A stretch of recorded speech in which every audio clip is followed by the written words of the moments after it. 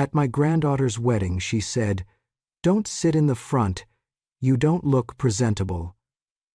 I smiled and said, "Perfect timing, but you're leaving first."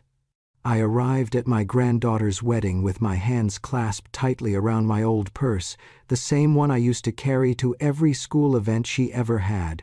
The country club shimmered with champagne-colored decorations, and the guests walked as if they all knew the weight of their own wealth.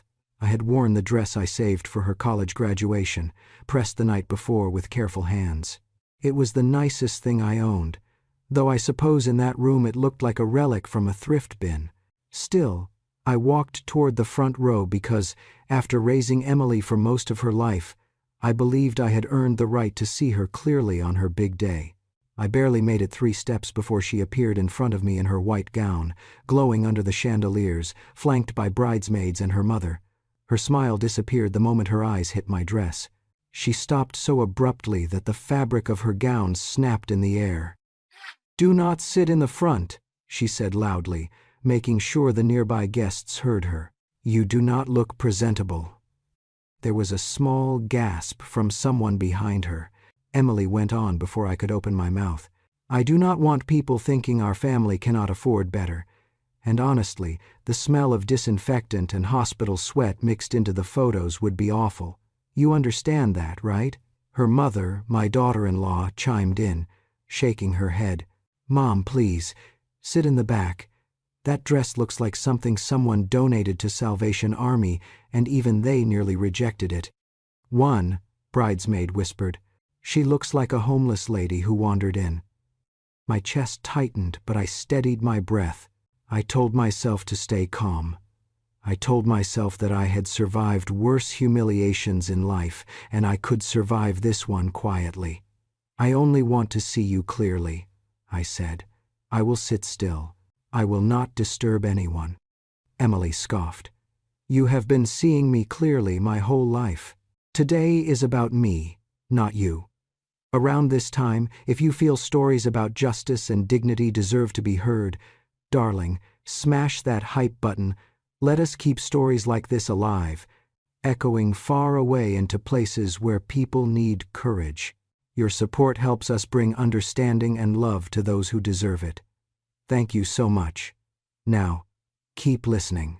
Mark walked over then, all broad shoulders and polished charm, sliding an arm around Emily's waist as if he were rescuing her from something unsightly. "Honey, calm down," he murmured, kissing her cheek. "She is just nervous. Old people do not understand these things." He turned to me with a smile so polite it felt predatory. "We just want you comfortable, Nancy. Maybe the second or third row is better." He sounded gentle enough that several guests nodded approvingly, as if he had just mediated world peace. Emily turned to adjust her veil, and in that brief moment Mark leaned closer to me. His breath brushed my cheek. "Brides are crazy, right?" he whispered. "Older women like you know that better than anyone." I felt my stomach twist, but before I could step back he went on, "Up close. You look better than she gives you credit for," he said softly. "Must have been something when you were young." Then he winked. A slow, smug, disgusting wink that sliced straight through the thin layer of dignity I had left in that moment. Inside my ribs something cold tightened, something older than humiliation instinct, the same instinct that had whispered to me the very first time he visited Emily at my house, the same instinct that told me his interest in her had nothing to do with love, and that the way he looked at me was not admiration but calculation. He turned back to Emily, draping his arm around her as she laughed with her friends, her earlier cruelty already forgotten. I looked at both of them, my granddaughter in her perfect white gown, and the man she was about to marry with his polished shoes and rotten eyes. And something in me, something that had been stepped on too many times, finally rose to the surface. "You do not want me in the front row?" I said quietly. "All right, perfect timing." Emily paused, turning slightly, annoyed that I was speaking again. Her veil fluttered. "But you are the one leaving first today," I added. She snorted. "You're not doing anything except shaking where you stand." I shook my head slowly. "No, Emily, I am not threatening you. I am telling the truth. Her mother rolled her eyes. "Mom, please stop embarrassing us." The bridesmaids giggled again. Someone pulled out a phone to record. My cheeks burned, but my spine straightened on its own. I walked to the very last row, feeling every stare on the back of my neck. I sat where they wanted me, with my purse in my lap and my heart pounding like a fist in my chest. But I did not look down. My eyes stayed fixed on the aisle, and for the first time in a long time, I was not the fragile old woman they thought I was. I was something else entirely. The truth was coming, and I would not hide from it anymore. I used to think that raising a child out of love would guarantee some piece of that love finding its way back to you. Life corrected me. Life corrected me hard. Emily was 4 when my son's wife packed a single suitcase, climbed into a stranger's truck, and never looked back.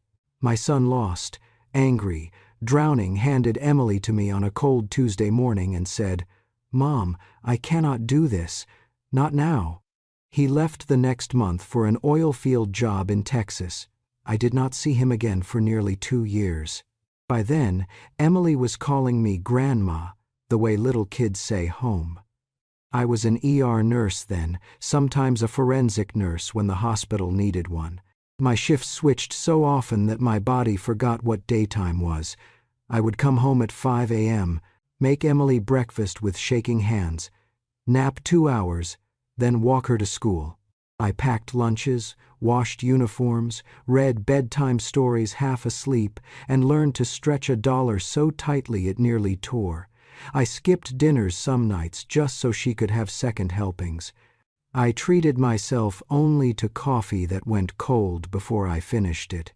There was a man once, good, gentle, a widower, who asked me to marry him. I said no. I was afraid Emily would feel replaced, unwanted, abandoned all over again. My heart wanted companionship. Hers needed security. I chose hers. But children do not always see sacrifice. They see absence. The night of her first ballet recital, I was in trauma room 3, trying to keep a man's chest from collapsing. By the time I arrived at the school, the parking lot was empty, and the janitor was locking the doors. Emily later told me her friends had joked, "Your grandma didn't come because she doesn't care."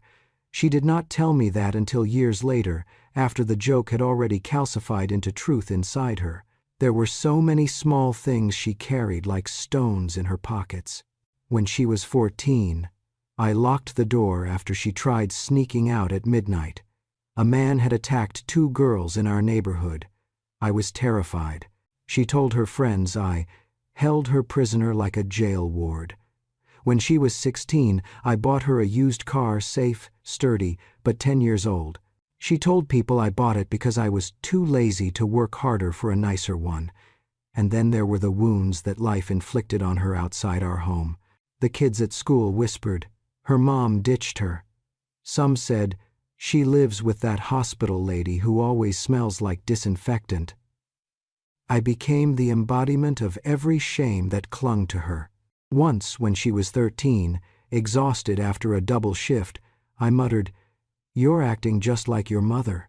I meant impulsive, reckless, stubborn. She heard abandonment. That sentence carved a canyon between us I never fully bridged. When she turned 19, the crack finally split wide open. She came home announcing she was dropping out of college to follow a boy in a band. They were going to travel, live out of a van, find themselves. I told her absolutely not. I told her I had worked too hard, saved too much, sacrificed too deeply for her to throw away her future on someone who could barely keep a guitar tuned. She exploded. "You don't want me to leave because you're afraid of being alone. Everything you've done for me was just so you could keep me trapped with you. You're nothing, Grandma. A nurse who stinks of medicine, with a tiny house and no life."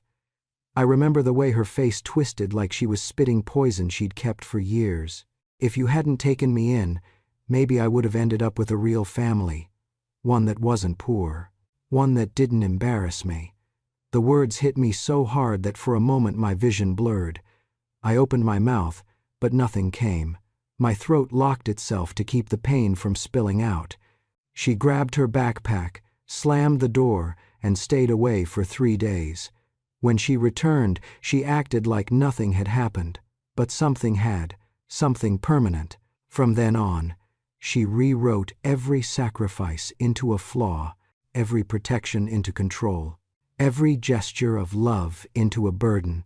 And in the stories she told people, in the stories she told herself, I was always cast as the villain, the obstacle, the curse she had survived.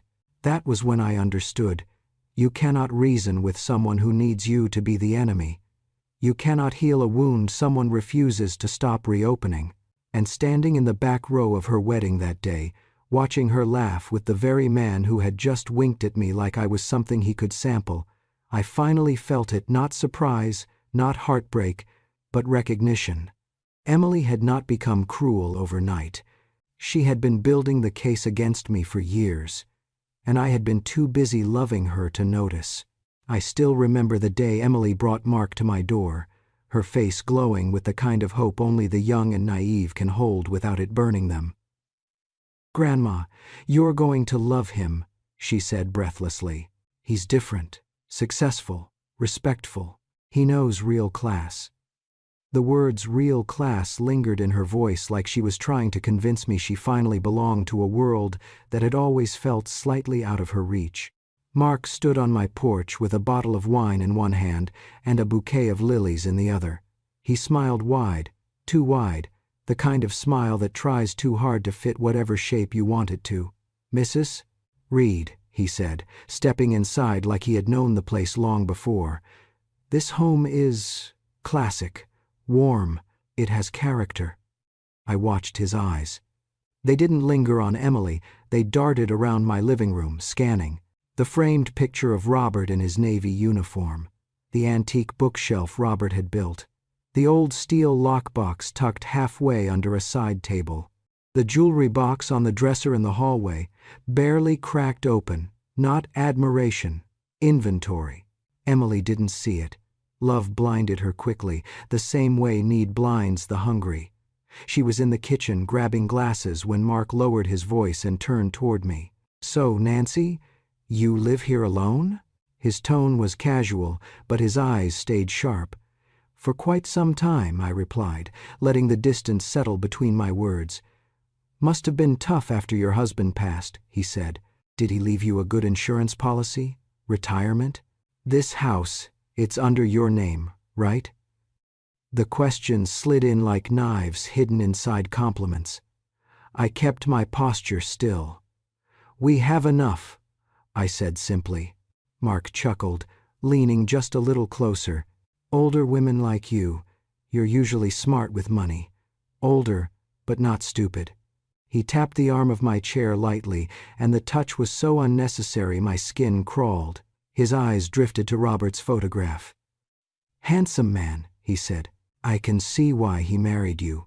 His smile twisted slightly, half flirtation, half evaluation.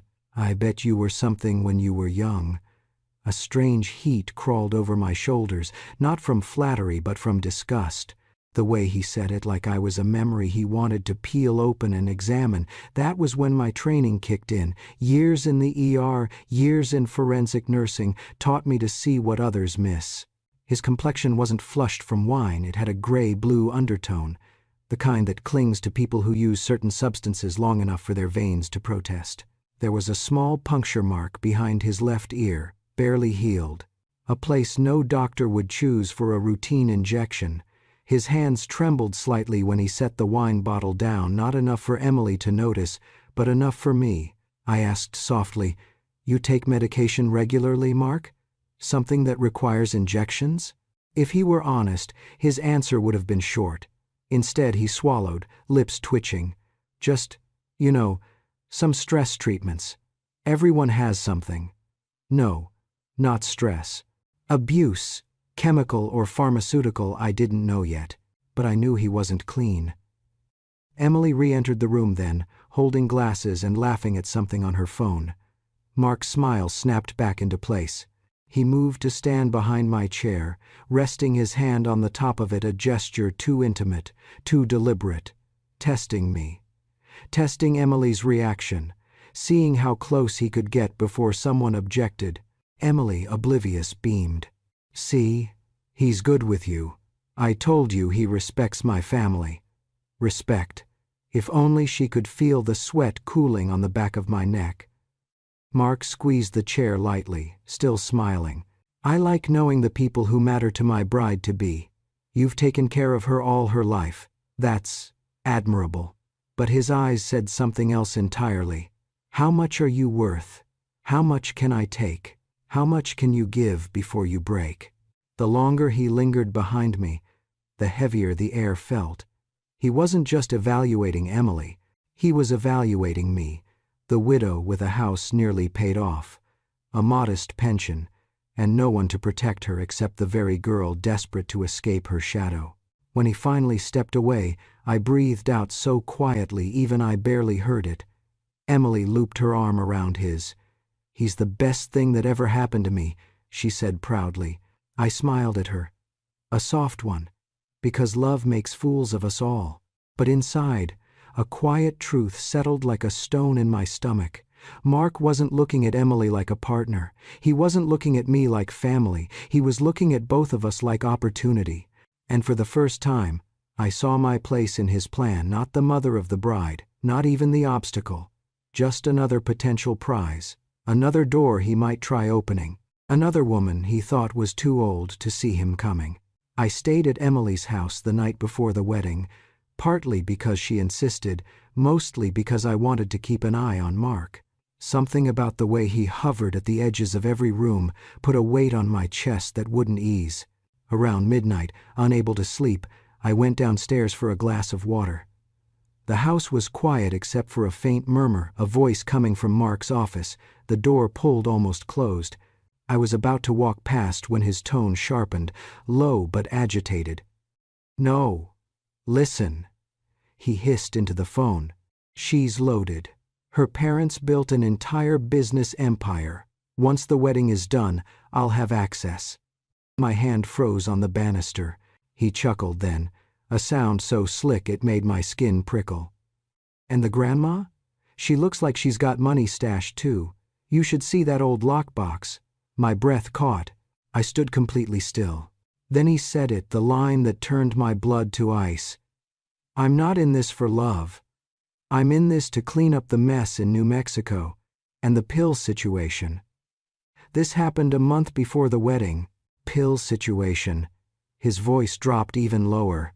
"Once the money flows, I can pay off what I owe and move past this. Just need to get through the wedding." That was the moment I knew the problem wasn't new. It was ongoing, dangerous, and heading straight for Emily. Every instinct I had ever trusted in my work returned, sharp and cold. Before I could think, my fingers slid instinctively to the recording function on my phone. Old habits from forensic nursing never die. Sometimes they simply wait. I pressed record, held my breath, and captured every word until the call ended with Mark muttering, "She'll never know." Emily is so easy to manage. The last sentence hit harder than the rest. Easy to manage. Like she was a receipt he could crumple and throw away.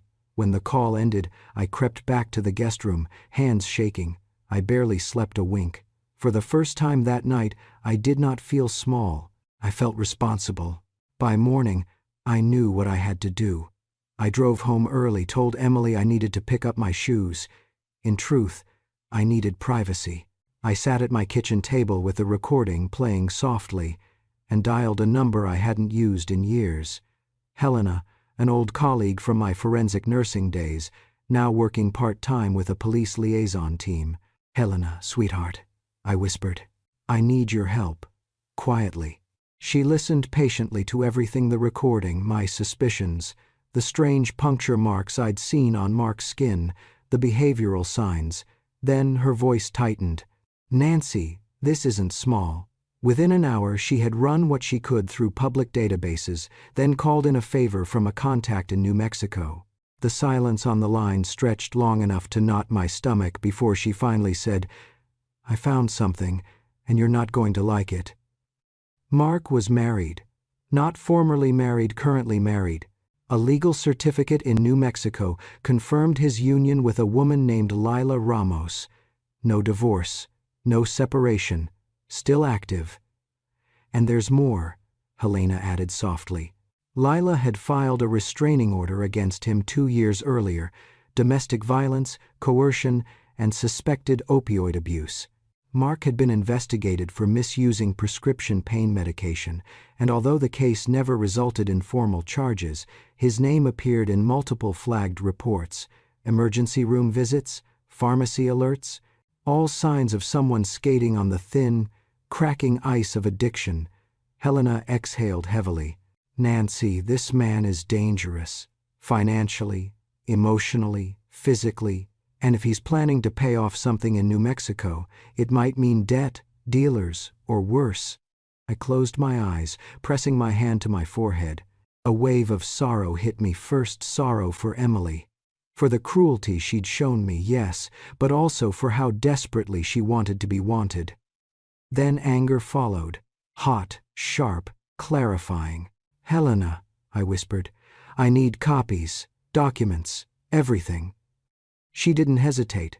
Within an hour she emailed me the marriage certificate, the restraining order, and the publicly accessible notes from the investigations.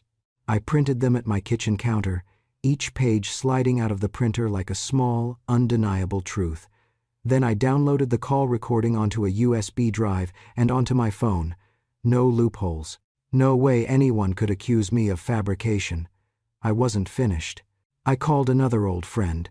This one, a retired attorney who had guided survivors through courtrooms for decades. When I explained what I had, he was silent for a long moment before saying, Nancy, with this evidence, you have the legal right to interrupt the ceremony if the officiant asks whether anyone objects. And if you speak, they have to pause the wedding. I don't want to embarrass her, I murmured. But you do want to save her, he replied. I thought about that for a long time after we hung up. Emily had humiliated me, dismissed me, treated me like a stain on her life, but she was still the girl I'd raised, the one who clung to my leg at age 4 when her father walked out, the one who cried into my shoulder when her mother never came back. By noon, I had placed every document into a large manila envelope. My hands trembled as I sealed it, but for the first time in years, my fear wasn't of them hurting me. It was of me being too late to stop what was coming. I held the envelope against my chest, closed my eyes, and breathed deeply. All my life, I had stood in the background cleaning messes, swallowing hurt, stitching wounds I didn't cause. Not this time. This time, I would step forward. Not for respect, not for revenge, but so the truth couldn't be ignored. And so my granddaughter wouldn't walk straight into a life that would break her completely. The wedding began with the kind of polished elegance Emily had always chased. Crystal vases glimmered, string music floated through the room, and the guests, all dressed in shades of money, shifted proudly in their seats. Emily looked radiant, glowing with the certainty that her future was secured now that she had chosen a man she believed outshone the grandmother who raised her. I sat in the very back, exactly where she wanted me, my hands clenched around my purse, the same purse holding the envelope that could crack this room in half. My heart thudded in my chest, not from fear but from the weight of what I knew was coming. The officiant lifted his book and began the ceremony. Emily beamed. Mark adjusted his cufflinks with a smug little half-smile. Every so often his eyes flicked subtly toward me as if making sure the old lady stayed in her place. When the vows were done, and the room settled into that anticipatory hush, the officiant spoke the line I had been waiting for. If anyone here has a reason why these two should not be joined in marriage, speak now or forever hold your peace. Silence. A thick, expectant silence. I rose. A few guests gasped softly at the scrape of my chair. My cane tapped once on the polished floor as I stepped into the aisle. Heads turned, whispers fluttered, and Emily's perfect smile snapped in half. Badanglam jivoy? She hissed, voice cracking. Sit down, Are you trying to ruin my life? One bridesmaid muttered behind her hand. I told Emily she should have kept her out of sight. I didn't look at them. I kept walking until I reached the first row, then turned to face the officiant and both families. I'm not here to ruin anything, I said calmly. I'm here to protect a girl I raised from the moment her parents left her behind. To protect her from a man who does not intend to stay. Mark stiffened. Emily's jaw trembled. I reached into my purse. When I took out my phone, Emily laughed too loudly, too sharply. What? You want to show everyone your Facebook? Sit down. But I pressed the playback button. Mark's voice filled the hall, echoing through the speakers as clearly as if he were confessing into a microphone. She's loaded. I'm not in this for love. I'm in this to clean up the mess in New Mexico and the pills situation. Guests stiffened, murmurs rising like a storm. And the grandma? The recording continued. She looks like she's got money stashed away too. A ripple of disgust moved across the audience. Emily's face drained of color. This is fake, a deep fake or something. She can't even use a smartphone. I lifted a thick envelope and handed it to the officiant and to an attorney from Mark's family who stood abruptly, curiosity turning to dread. Then these must also be fake, I said. The attorney unfolded the documents, lips tightening line by line. He showed the officiant. Emily watched their faces fall with growing panic. He read aloud, voice sharp. Certificate of marriage, New Mexico. The groom is already legally married. Gasps erupted. And a restraining order for domestic violence. The gasps grew louder. And documentation involving opioid misuse and police inquiries. Mark lunged forward suddenly, snatching for the papers. This is old. It means nothing. She's just a bitter old hag who can't mind her. Emily reached for him, and Mark shoved her reflexively, hard enough to make her stumble. The audience saw it. Everyone saw it. A cold hush blanketed the room. I stepped closer, my voice steady. I worked decades in forensic nursing, in morgues, in trauma units. I've seen the kind of men who smile at you while plotting your ruin. I smelled the medication on your skin the first time I met you. I didn't raise my voice. I didn't need to. Emily fell to her knees, her bouquet slipping from her hands, petals scattering like broken promises. Her eyes lifted to mine, wide with shock, betrayal, desperation. Did anyone know? She whispered. Did anyone know besides you and not tell me? I looked at her not with anger, but with a sorrow sharp enough to cut. I told you, Emily. I warned you with everything I had, but you only listen to people who flatter you, and anyone who tells you the truth becomes your enemy. She bowed her head, trembling. Across the aisle, Mark's father stood abruptly. This ceremony cannot continue, he said. His tone left no room for argument. The officiant closed his book.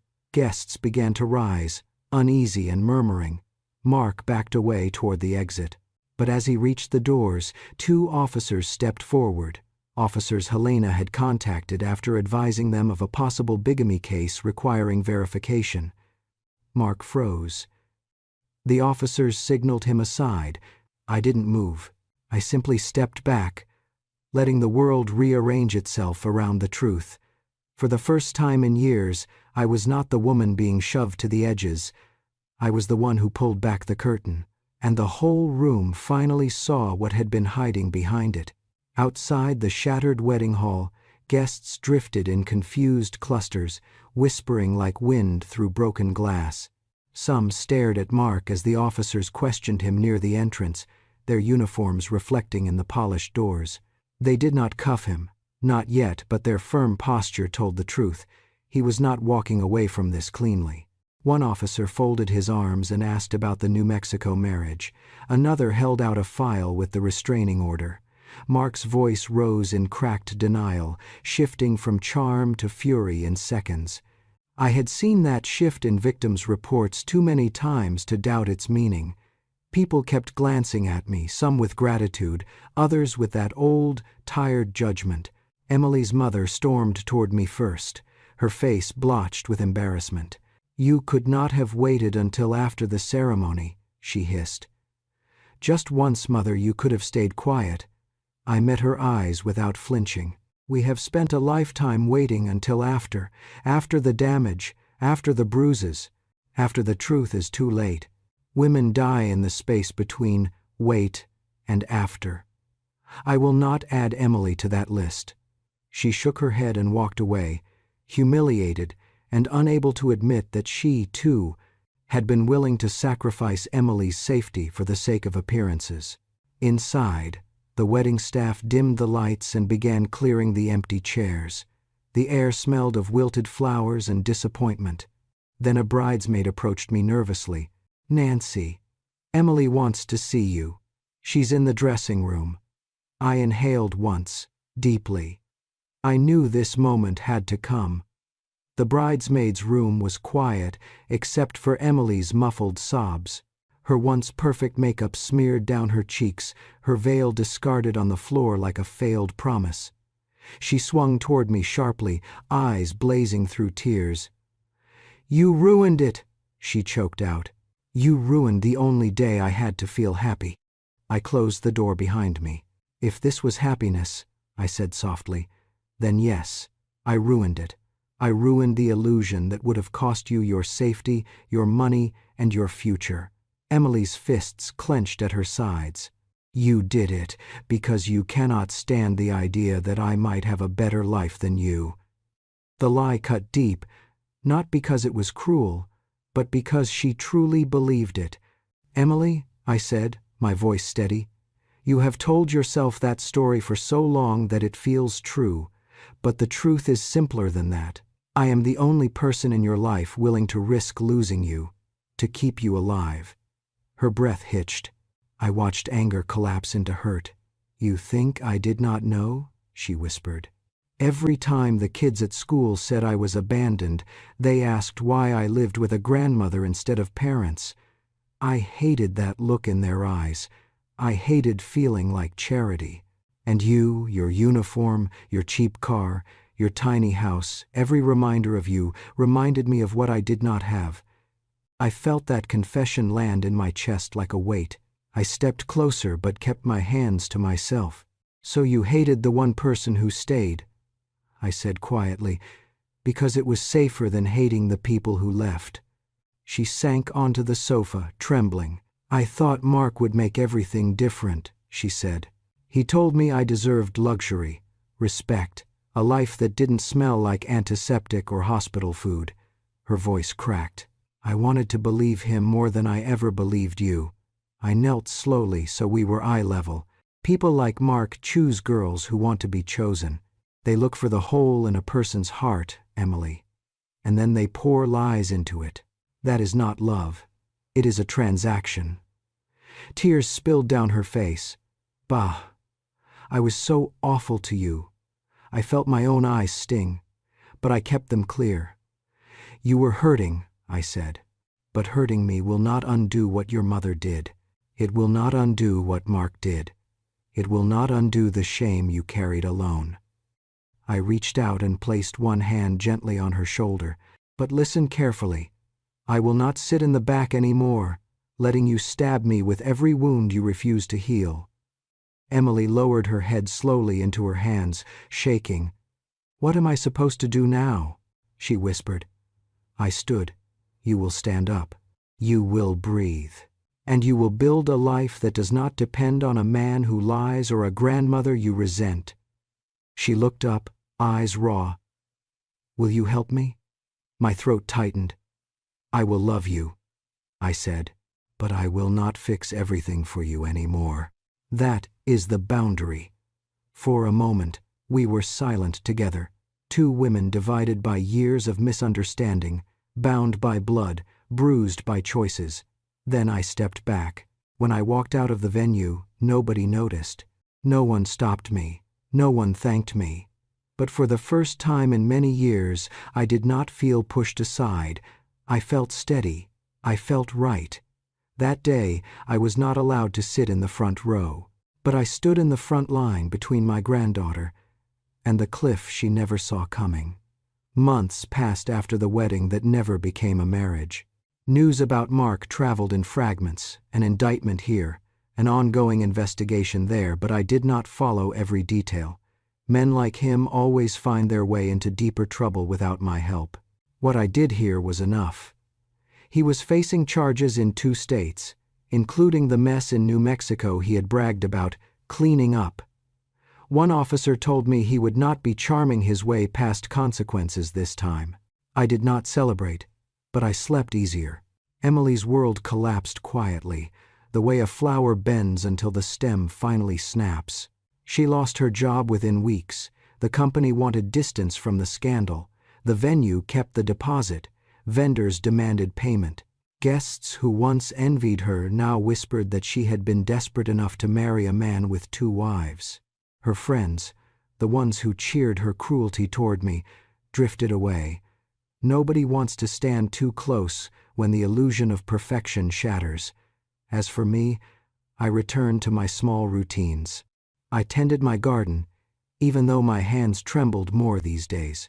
I went to church, where a few women squeezed my hand and said, "You did the brave thing most of us never manage." I joined a support circle for older women widows, grandmothers, caregivers who had survived being dismissed, ignored, or used. Listening to their stories, I realized mine was not unusual. Cruelty toward the elderly is common, just carefully hidden behind polite words and family photos. For the first time in decades, my life felt quiet in a way that did not ache. I missed Emily, not the sharp-tongued woman she had become, but the child who used to fall asleep on my lap after nightmares. But I did not chase her. Some distances must exist for healing to begin. Nearly 3 months after the wedding, I heard a soft knock at my door. I opened it to find Emily standing on the porch. She looked smaller than I remembered, as if her pride had melted off her like snow. She wore simple jeans and a sweater, not the expensive things she used to flaunt. In her hands was a cheap bakery box with a crooked ribbon. She whispered, "Hi, Grandma." I stepped aside but did not smile the way I once would have. She walked in carefully, like someone entering a sacred place. She set the box on the table and took a slow breath. "I brought you cinnamon rolls. The cheap kind. I do not have much right now." I nodded. "Thank you."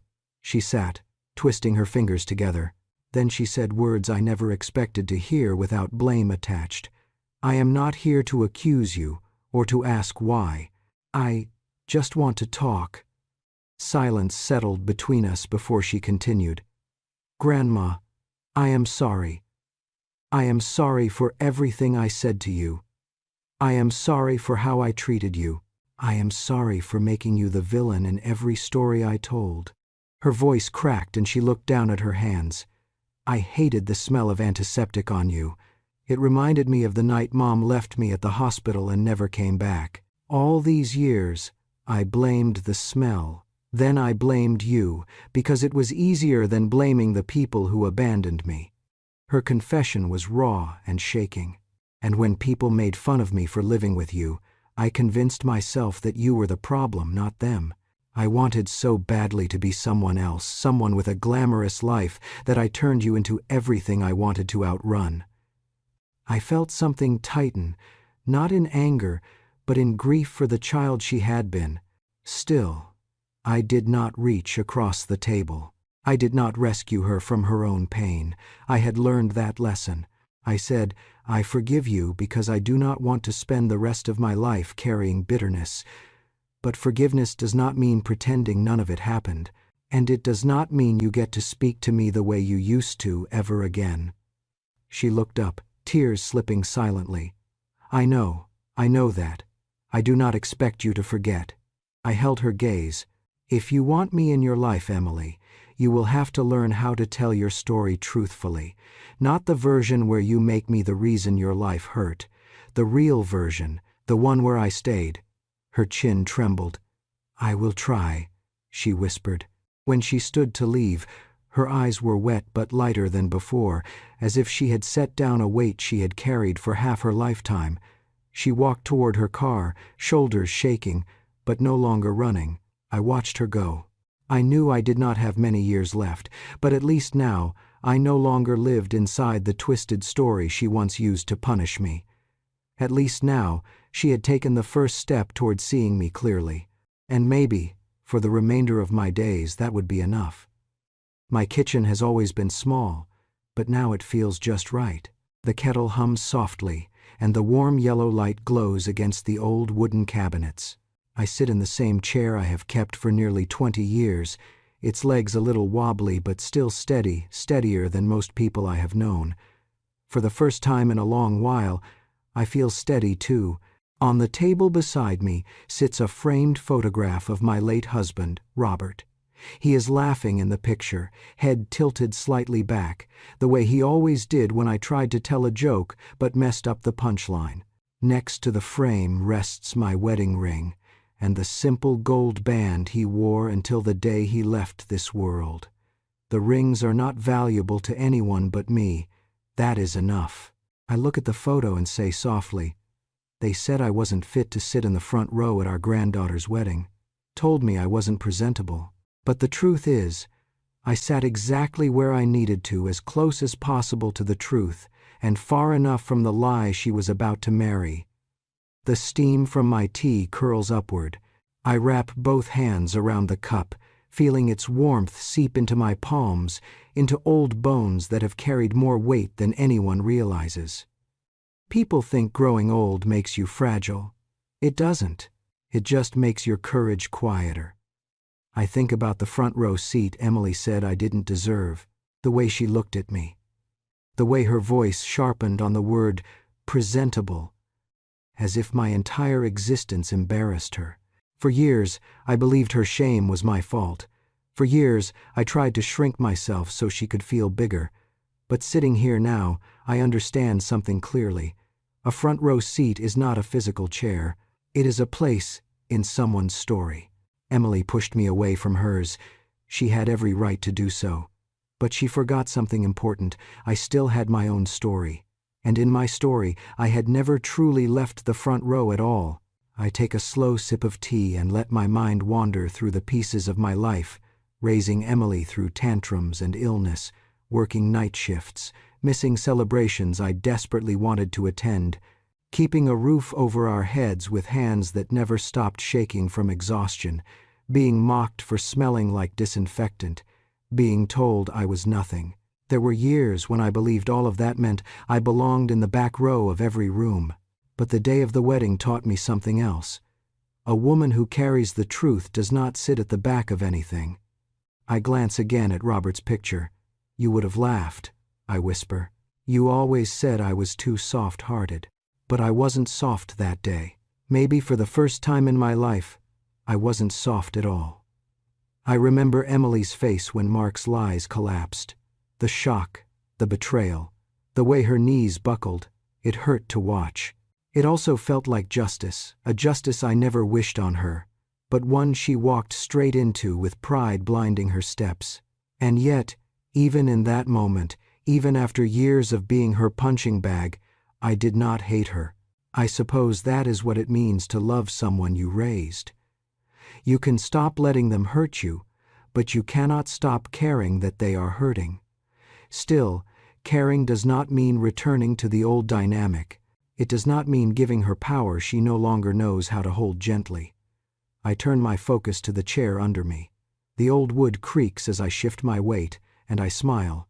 This seat, this humble, worn seat, is my front row, not to a wedding, but to my own life. For decades, I stood behind others, cleaning their messes, soothing their tempers, catching their falling pieces. I was background, support, the afterthought. But now, after everything, I finally pulled my chair to the front of the stage that belongs to me. Robert's photo reflects a shimmer of light. His eyes seem to meet mine, filled with the quiet pride he used to carry when he thought I wasn't looking. I rest my hand beside the frame. "I made mistakes," I tell him. "I spent too long believing I had to earn a place at my own table, but I'm here now. I'm finally here." Outside, a soft wind brushes the windowsill. Somewhere in the distance, a dog barks. Life goes on, ordinary and unbothered by human heartbreak. That is the comfort of solitude. You learn the world does not fall apart when yours does. I take another sip of tea and say the words that have lived in my chest since the wedding day. Emily tried to push me out of the front row of her life.